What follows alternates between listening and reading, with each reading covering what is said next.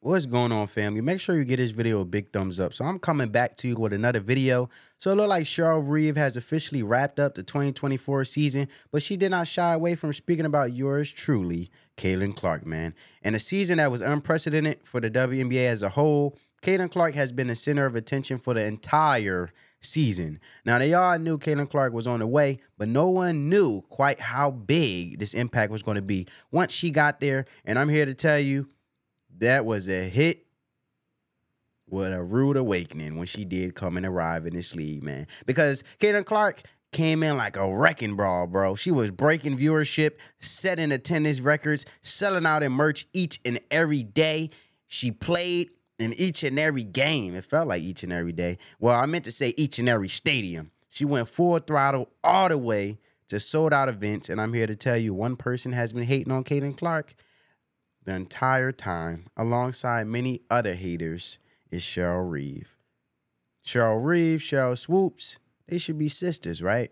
Now, we know Cheryl Reeve was head coach of Team USA for the women's basketball team for this year Olympics. And she has been pretty quiet in regards to Caitlin Clark ever since May, when her viral tweet had went out about Caitlin Clark getting praised for her team and not really getting talked about. That is until now. Cheryl Reeve let it be known Caitlin Clark came and she set the tempo for the entire season. With all that being said, family, let's check it out, the video. The evolution of the league into the space that it got into in terms of the popularity, even before the season started. I just want to let you guys know that's not me with the audio. That is how the video is. I'm going to rewind it, and let's start from the beginning. The evolution of the league into the space that it got into in terms of the popularity, even before the season started.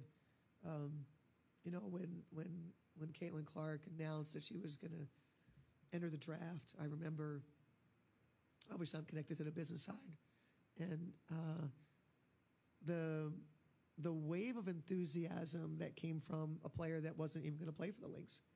And, you know, we certainly knew some of the other players that were going to be in this draft. So there was a lot of excitement and momentum for the WNBA. But to see it actually translating business-wise across the league,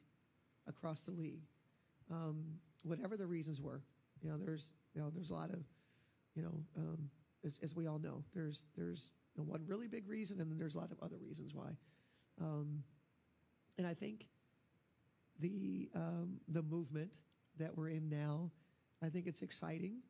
I think that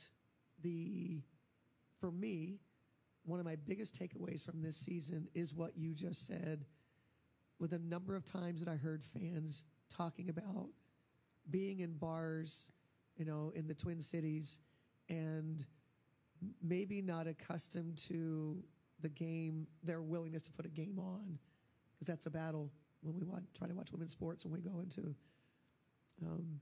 just a bar, it's hard to find it, or even a willingness to put it on.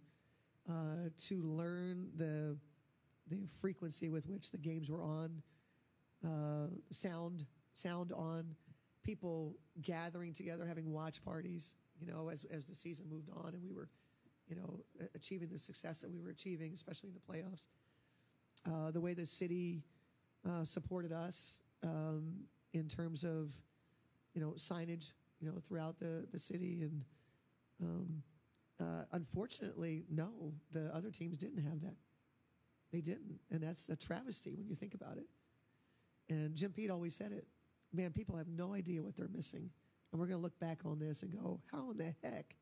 But it happened in the NBA too. There's some great players that were playing in front of 2,000 people back in the NBA, back in the day. And so for me, that was a big thing, a part of the identity of the season for the Minnesota Lynx was, as we know, business-wise, one of the best years that we've ever had. But then also support-wise from the community, throughout the community, whether it was in arena or anywhere we went. The interest in the team and the buzz, was palpable. So that's part of what made it special too. Sorry we couldn't get a chance to celebrate one more time together with a parade. We were looking forward to that opportunity. But hopefully, fans know how we felt about them and how much we appreciated because they were a big part of our success.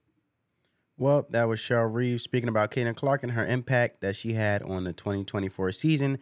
Now, something else that is making headlines about the league is Caitlin Clark actually calling out the schedule of the WNBA. Now, I did talk about this earlier a bit. Caitlin Clark did let it be known that she was kind of, not filling the schedule, messing up her golfing for the summer for the WNBA. Well, I'm going to pull it out right now, family. Fox just released a post talking about it all. We're not talking about the election. We're talking about Caitlin Clark here. Let's put it up. And now it's pulled up. It says, Caitlin Clark calls out WNBA for schedule amid offer from rival league and possible player lockout. And let's continue with the article. Scroll down. Caitlin Clark is one season into her WNBA career, but already feels comfortable enough to air her complaints on the league. She's made these feelings known just in time for a renegotiation of the league's collective bargaining agreement with the union and the rise of a potential competitor league.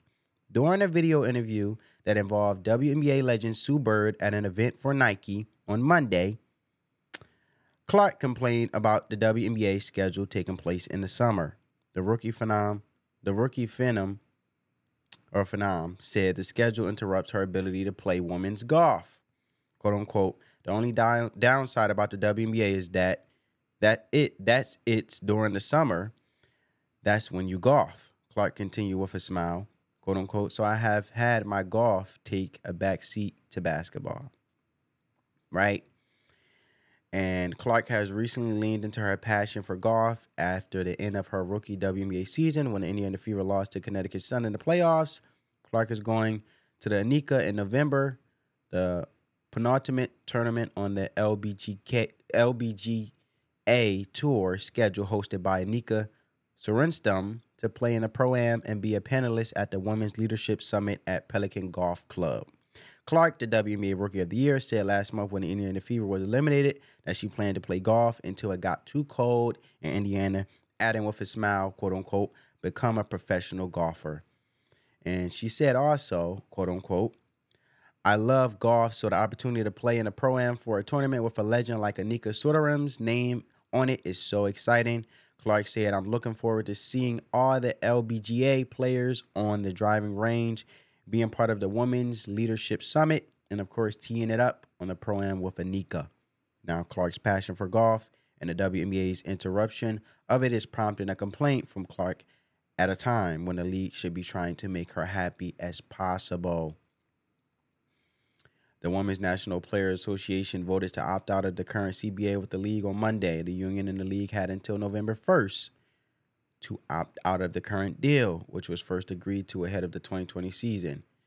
Now, the union and the league will have to come up with an agreement on a new deal as the players will look to get more of the revenue share and potentially get other perks from the WNBA like more time off.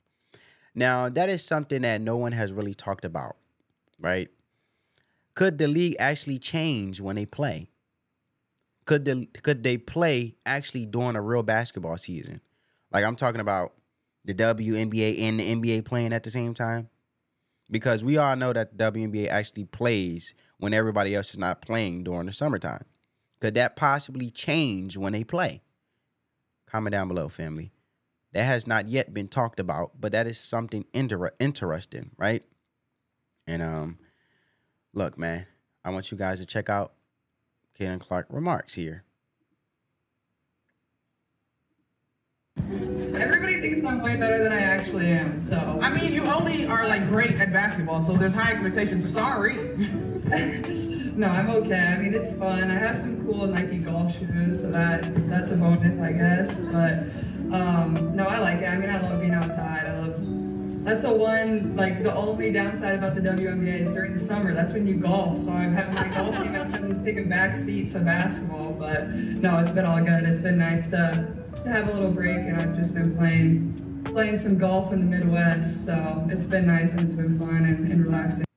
So that would be interesting because if she's saying during the summer, that's when you golf, could they actually play in a regular NBA season? Or play at the time that the NBA season is taking place? That's interesting because then she can golf in the summertime, right? But that was Caitlin Clark at the Nike event speaking about the WNBA possibly need to change up the way they do their schedule.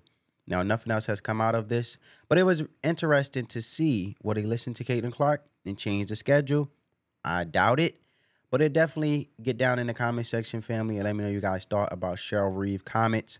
I find it quite to be funny, and she's now speaking about Caitlin Clark. Now, we all know Cheryl Reeve was not the biggest fan of Caitlin Clark and has not been the biggest fan of Caitlin, but make no excuses about it. When Caitlin come to your city, she going to sell out your arena, and it ain't about to be full of your fans.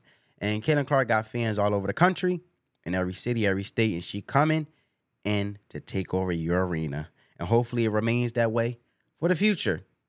But get down in the comment section, family. Let me know you guys' thoughts. Give this video a big thumbs up. And on that note, family, let the love supersede the hate. Peace, family. Until next time.